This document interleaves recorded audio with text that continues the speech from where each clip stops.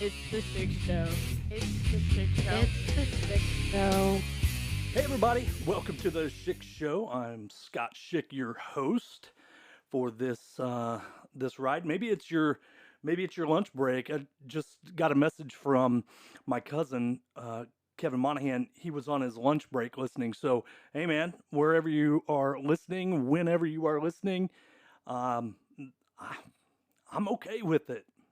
You know, this morning, my wife and I went on a 25, 26 mile bike ride, and she was listening to me. I'll be honest, guys, she doesn't listen to this before I put them out. So her hearing it for the first time on the ride today was pretty interesting, and she gives me some good feedback. I need to hear, from you guys, from others, and she really enjoyed episode 2. So I was like, heck yeah, man, whatever it takes. And but anyway, my cousin sent me a message. He was like, really enjoyed Sode 1.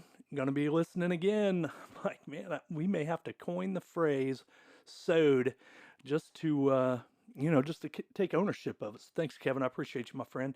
I had a lot of great feedback as well on the opening couple episodes, and hopefully that will continue. I love hearing back from you guys. That is probably the best part of this whole process. It gets a little lonely sitting in here, just staring at the walls in the studio when I do the solos.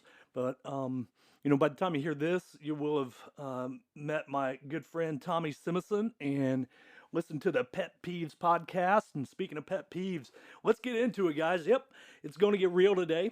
I am super excited about this podcast. I found out through the other two that I'm super excited a lot. After you listen to yourself a couple times, you realize the things you say repeatedly. So we're going to explore today being your authentic self. And yeah, like I said, it's going to get real. And part of that process is, self-reflection and listening to those podcasts and hearing myself say super excited 55 times in 30 minutes. Man, I was annoyed. I don't know about y'all, but I'd had enough of it. God, this guy, he's way too jacked up. How much coffee is he drinking? Not much, people. I'll be honest. Not a lot of coffee goes into this excitement. I'm just excited about life and, just getting better at it. It's like, some people play video games, which, hey, I have no problem with. Go play video games, go, golf. I enjoy golfing. I enjoy riding my bike, enjoy a lot of things. And I'm trying to get better at all those. But more than anything, I just want to be awesome at life. I want to be an awesome person. So, so let's talk a little bit about authenticity. I think it's a pretty interesting word that was introduced to me as I started my teacher training. I'll be honest, I don't know that I had heard it. I'd heard the word, okay, I get it, but I don't know that I'd heard it in the phrasing of someone being authentic and being your authentic self, being your real self. We always talk about get real, people. Yeah, you gotta get real. uh, like, yeah, I've said that plenty, but do we really know what that means? So I looked it up. Just did a quick Google search, folks. I'm not a research scientist, not what I do, but I can Google with the best of them. So I get on the Google, and the Google was really in depth. I mean, man, just thoughtful and in depth. The authenticity, the quality of being authentic. Good grief. So, I had to do a little bit more work, right? It would have been so much easier if Google would have just laid it out and I could have just read it verbatim, just totally plagiarized them. But put simply, authenticity means you're being you're being true to your own personality, being true to your values, your spirit, regardless of the pressure that you're put under um, to act otherwise. So I mean, you're honest with yourself and with others. You take responsibility for your mistakes. looking at it in that depth, your values, ideals, and actions have to align there to truly become your authentic self. You own you. I think that's probably the best. You own you, and you are in charge of those components. You own you. Well, do you? Do you own you? Do you own yourself? So I looked it up, and through this quick, well, I'll just say I spent hours researching and putting all this stuff together for y'all. I didn't. I'm just doing this. I'll be honest. I'm doing this as much for myself as I am for anybody else. The 7 signs you're an authentic person. You are accepting of yourself and others. You have a healthy ego. You have a realistic perception of reality. You accept mistakes and learn from them. You are emotionally mature. You have considerate, or you are considerate towards others. And you don't feel threatened by others. So there's your checklist. Accepting of others and yourself, healthy ego, realistic perception of reality, accept mistakes. You're emotionally mature. You're considerate towards others, and you don't feel threatened by others. Man, y'all know that I can't keep my brain like on this stuff long enough. But as I'm sitting here thinking about that, I'm thinking about the posts that I see on Facebook on a regular basis, and I'm as guilty as anybody. I see something that triggers me a little bit, but not to the point where I lose myself. I don't go off the deep end. I mean, if I see something I don't agree with, I can typically scroll by. There are a few things that I'll comment on, and typically when I comment on something that I have a little bit of knowledge of, or I have a deep feeling for, I try and stay away from the ones I have deep feelings about. I'm not getting on here on the social media and pumping out, flexing out on topics that are triggering. If I post on somebody's stuff, it's usually a little bit of love, but if I see something that's just wrong, that's just not factual, or that I could possibly add a fact to, sometimes I can't help myself. And it's owning it here, right? It's not a drunk post either. I typically leave the phone alone when I'm enjoying an adult beverage. So yeah, I mean, I own that. Boy, I think the big one there, you are emotionally mature and considerate towards others. You don't feel threatened by others. I almost want those 3 at the bottom to move up, and maybe even you accept mistakes. Man, these are some really good ones. Anyway, so I interviewed. The reason I come up with this, I was just kind of reflecting on the past 4 years, and 4 years ago, I interviewed for an assistant principal position at Madison Junior High School in Madison, Indiana. That was in 2019. And after the interview, one of the teachers on the panel, her name was Susan, she had asked the others, is this guy for real? Is he for real?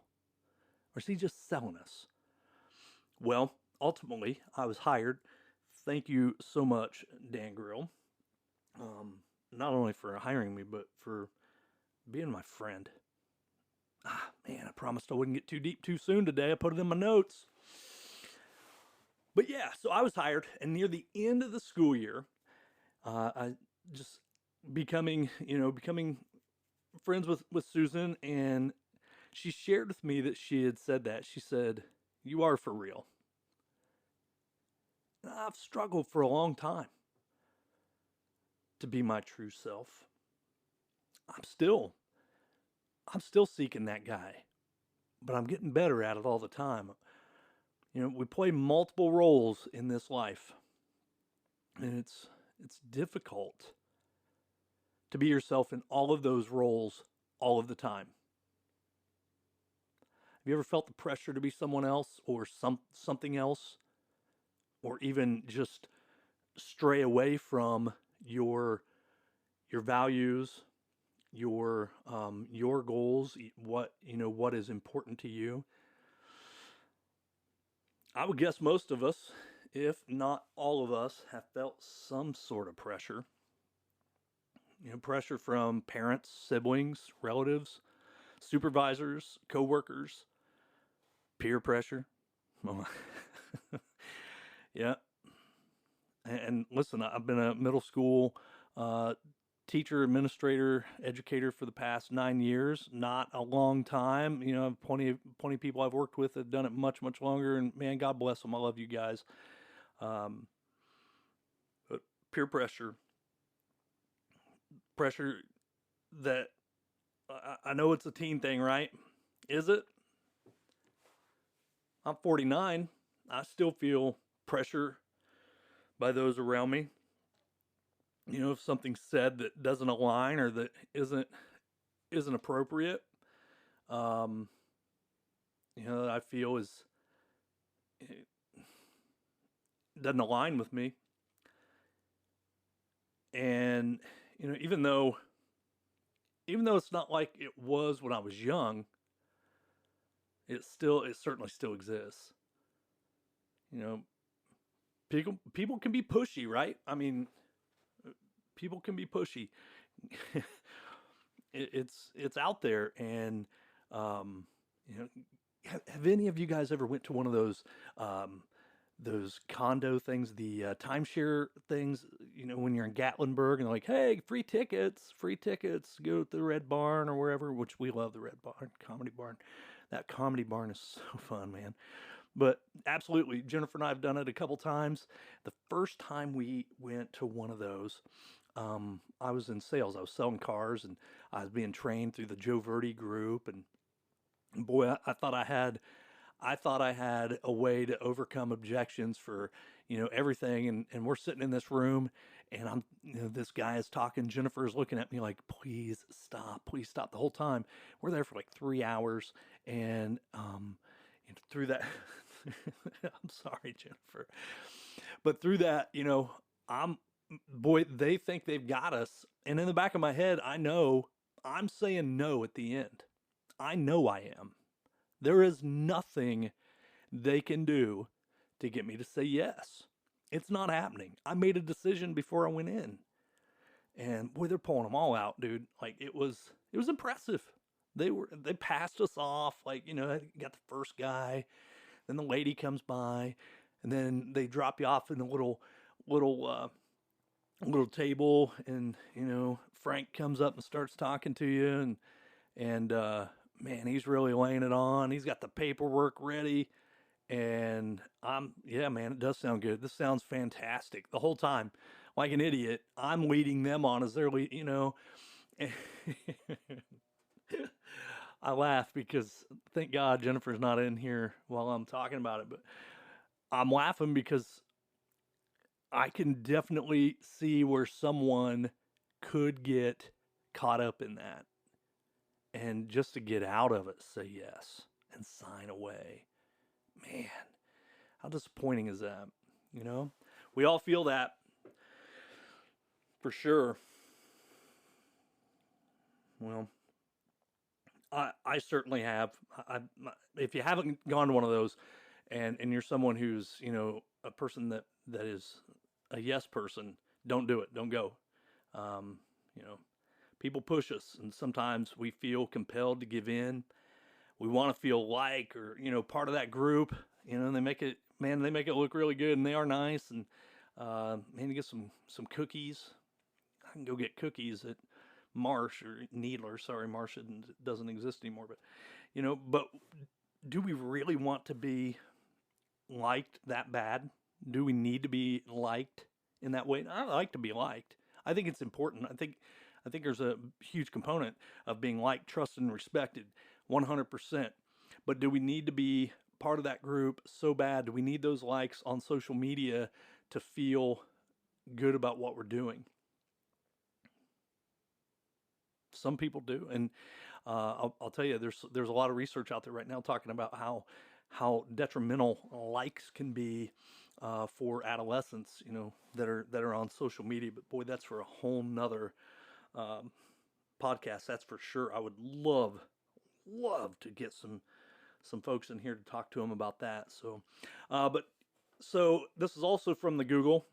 Belongingness is the human emotional need to be an accepted member of a group. I would suppose whether that's family, friends, coworkers, religion, or something else, a team, your classmates if you're a kid. You know, some people tend to have an inherent desire to belong and, you know, be an important part of something greater than themselves. I get that. I definitely feel that way. I want to be part of a group. I want to be part of a family. I want to be part of something that is bigger than me. So I get it. You know. So this gives us a little bit of insight, coming back to the teens, into teens being impression to peer pressure. I mean, after all, they are at the dawn of social awareness. You know, they're starting to realize, oh, I'm a person, and I have my own thoughts and feelings and interests that, I don't have to do all these things. It's interesting as like I said, a junior high, middle school educator, watching that happen. The kid who starts out in sixth grade and wearing all the gear for the baseball team, and is all about baseball. By the time they're graduating, there is nothing more important to them than drawing. And I think that's, man, what an awesome opportunity for kids when they're in that age to find these different interests. So I think public schools is so important. But after all, like I said, they're at the dawn of their social awareness, and if you're an adult, you've gone through it. This is not something that is just an American thing, a Western civilization type thing. This is a component of human evolution over time, and we're all highly dependent on these social groups. The idea of needing to belong has also deep roots in social psychology. Maslow ranks love and belongingness. It falls in the middle of the hierarchy of needs. It's third in line past physiological needs like breathing and food and water and safety and security. And one of those needs are met. Once those needs are met, the need to belong is needed to continue that move towards self-actualization, to finding out who you really are. So you have a physiological and psychological need to belong that falls in just after food and safety. Part of, and listen, I mean, through time, food and safety, huge component. If you don't belong in a group, man, it's going to be tough out there on your own, walking the woods, the desert, paddling across the ocean on your own little boat, trying to find food, safety, just you. It's tough. That's very difficult. So I get it. I'm just thinking about how scary that could be for someone that is just coming through. Especially a teenager that they're left alone. That scares the crap out of me. But how does it all play into being or becoming the real you? And definitely that social group is a huge part of who I am growing up in the family I grew up in. Jennifer, Addison, and Jocelyn, my girls, we hope to put them in an environment and around people that are positive influences, people that will support them. We want them to be successful. We want them to launch. And they've just graduated college, and I'm super proud of them for that. And I think that process for a couple kids who are young adults, they'll always be my kids. I love you guys. I think about, I'm not so far removed from my own experiences that I don't realize, and I have forgotten how hard it was for me at that age. I was incredibly lost. I mentioned that in the few of my favorite things podcast, just talking about. I was lost. I was searching. I was searching for a place I belonged, and I didn't know where that was. And I would find a group that I fit in with, and I would try to fit in with them.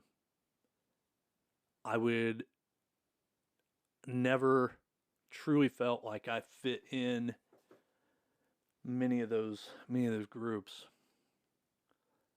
And I'm, man, I want us to find our best selves. And it wasn't until, later on in life that I really started digging into that. I was 36 when I really started digging in to find out who I am, what I'm about. And man, I'm sure it happened before then.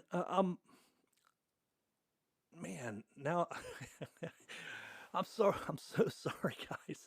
You guys got to listen to me struggle through it, but I'm sure that I was wanting to find me to please all of those around me. I lost my mother when right before that process started, and huge influence in my life, someone that I desired to have as a positive influence for me, someone that I really needed affirmation from. And I'm hoping, well, I know, listen, I'm not an idiot. I know that I'm continuing to make them proud. It's not so much about them anymore. And it wasn't, once I got married, I knew that my role was to continue to, I don't know if impress is the right word, but prove over and over again. I guess it was the way I mentally looked at it. I wanted to continue to prove over and over and over and over, and like everything I wanted to do was to impress and prove to Jennifer that I was going to take care of her, that I was going to be the guy that takes care of her and my kids. And I think that, man, this is just kind of hitting me right now, but I think that happened, that thought process was due to me wanting to continue to please my mom and my dad and my siblings,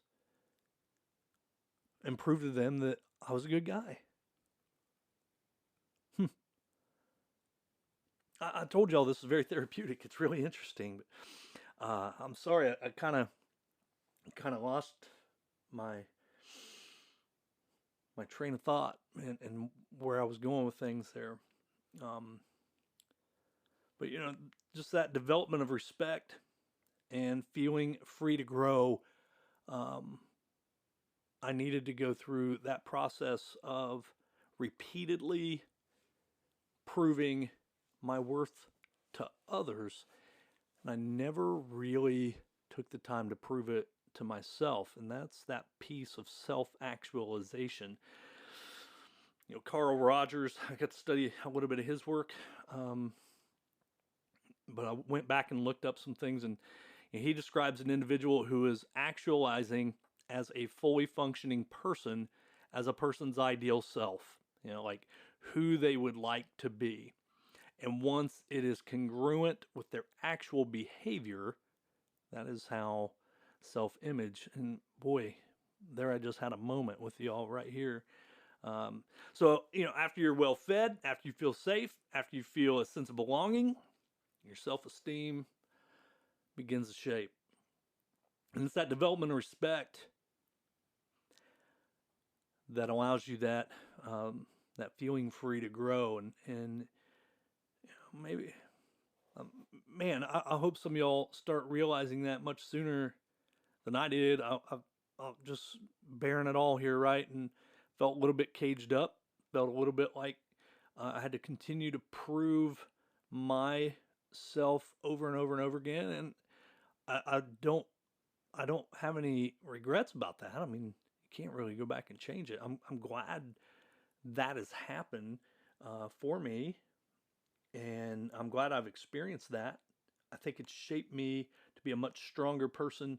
It's shaped me as someone who's not afraid to bear it all right here, right? I mean, I'm willing to push it out to you guys, and my hopes are is that my work, my journey, you know, will be something for you to maybe take that next step for your own self-actualization. Someone else I really, really have grown to love is Eric Thomas. He's a motivational speaker. If you have not listened to Eric Thomas, man, please just YouTube him. Guy's incredible. But he talks about trusting the process when he is speaking to individuals and teams. And that process, just trust the process, like the work, the journey. Much of life, if not all of our lives, I think this is still part of the process for me. This is the work. It can be the process of self-actualization, becoming your authentic self. If you want to become the best version of you, be the best version of yourself, stop and reflect. Take time to evaluate where you're at. Where are you? Who are you? Take stock. Is that the right word? Take inventory. Knowing that you may not, or you may have some work to do. I think we all do. I know I do.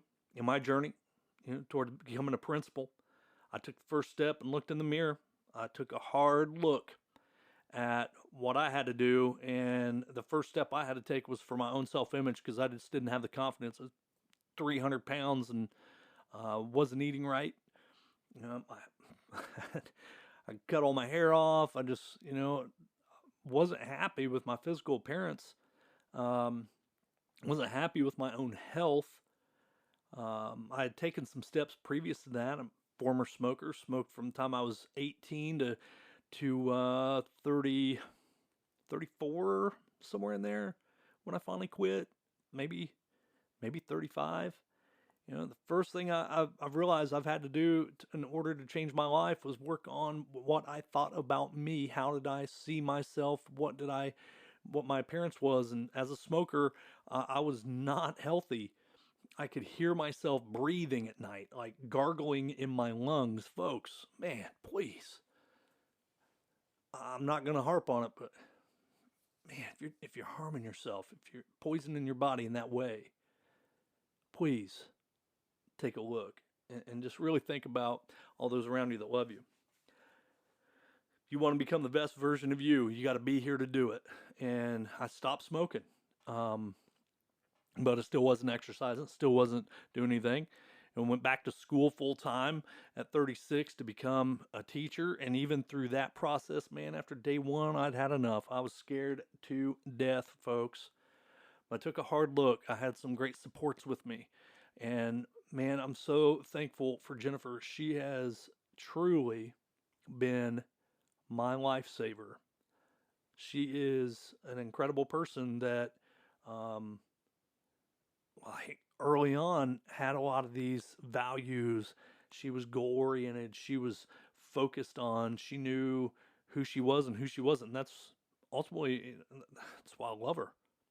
She is who she is. But she also realizes, man, I got work to do as well, and continues to do that. And she's continued to find education, to continue to seek out ways to be a better person in all aspects, just as I hope to do, for her as well. But I had to take a hard look at what I would like to see in myself, what I would like to see in a leader ultimately. When I went back to get my master's degree, and the first thing I knew I had to do was work on my own self-image.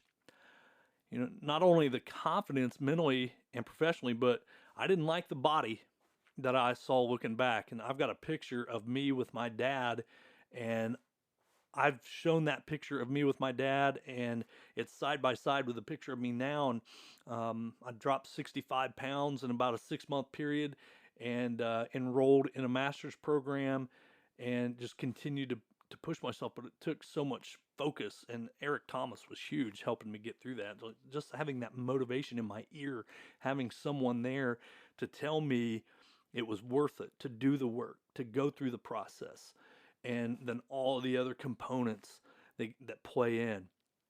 You know, I don't know if I could have. I know I couldn't have done it without that type of motivation pushing into me. What I was feeding myself, I was focused on my food. I was focused on my health. I was focused on what was going into my ear, what I was watching. You know, a lot of people like fail videos. I still don't watch fail videos. You know, although I have watched the movie Jackass. You know, all the series of that. God, those guys are nuts, man. I don't know how they. But you know, I started my master's program less than a month after dropping 65 pounds, and started that process. And boy, that was scary too. You know, I didn't know it at the time, but I needed that confidence boost. I needed it to get through that next 2 years and beyond. I needed it even now. The rest of my life, that process, that work, that, man, that, the messaging that I was putting in, I needed it. I needed to look deep into who I am, who I was, who I am, and who I want to be. And I still do that. And the goal is literally the goal. Set goals, folks. And when you set a goal, do the work to get there. Map it out. And it's that first step. You got to take one step and continue to take that step until it becomes habit. Change those behaviors to change your belief. To me, you know, being authentic means being truly trustworthy, being able to be relied on, to be consistent. And that work, that process, that commitment to this self-actualization, this commitment to your best self, it's worth it. It's worth it. I want to know the best you, just as I want you to know the best me. And there are times when I think back and I'm like, gosh, that person did not get the best version of me. The best Scott Schick did not show himself in that moment. And I go back and I dig it up, and I process it, I reflect upon it, and I look for a way to improve. And it's honestly, it's a great attribute to have. I don't beat myself up. I don't, you know, sit in a room and pout. I don't do that.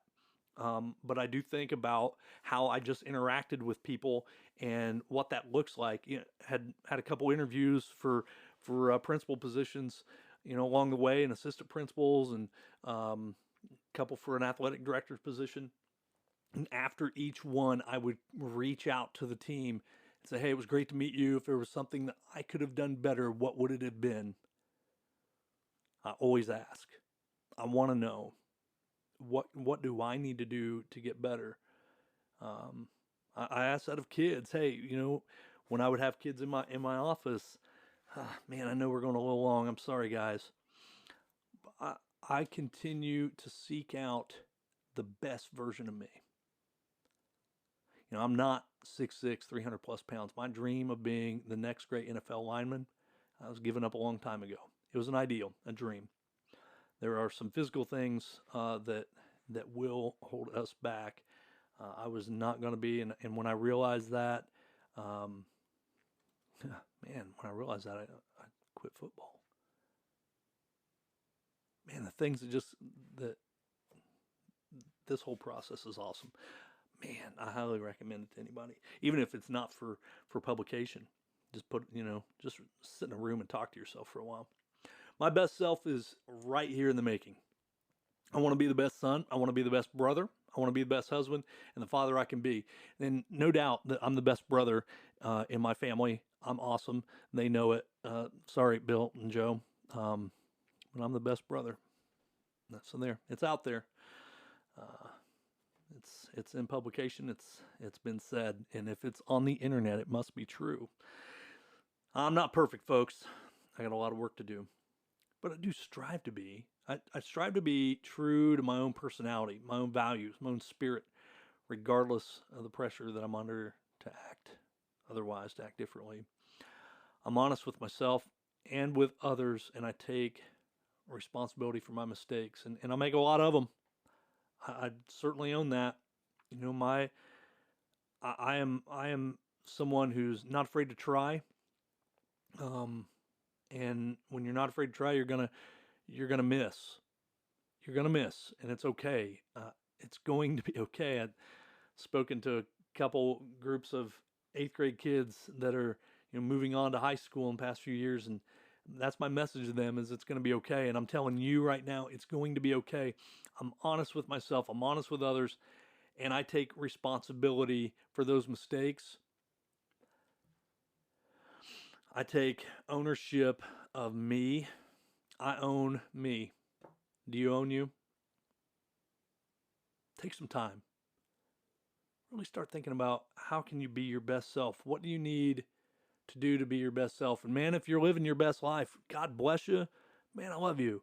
I'm envious of you. And I had Chandra Ferry. She posted something on Facebook when I released my podcast, and she was like, "You're living your best life." Well, I'm getting there. I mean, I feel like every day is, I'm living and I'm enjoying my best life.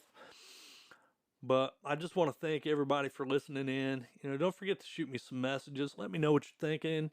I really do appreciate the messages that are out there, and just seeing some feedback from folks. It's been really cool to see. We're just getting started.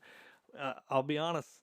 I realized that I needed to come in and record something different today than what I had scheduled to come out, and just to give thanks and let everybody know that I hear you, and thank you for hearing me. And I look forward to meeting with some of you that have reached out and want to be on the podcast. Thank you so much. And but gosh, man, God bless y'all. And just check me out on follow me here, whatever it is. I still don't really know what this is. I'm just being honest, man. This is still pretty much about me, but sorry your lunch break just went a little long, Kevin, but let me know what you think. I want to hear from you. I've enjoyed hearing from you, and I want to know how you're doing. I want to know how, what are your thoughts on this? Give me something deep. Give me something good. I appreciate you all. Check me out, scottschick.com, The Real Mr. Schick on Instagram and Twitter. Shoot me an email at therealmrschick@gmail.com. Have a great day, everybody.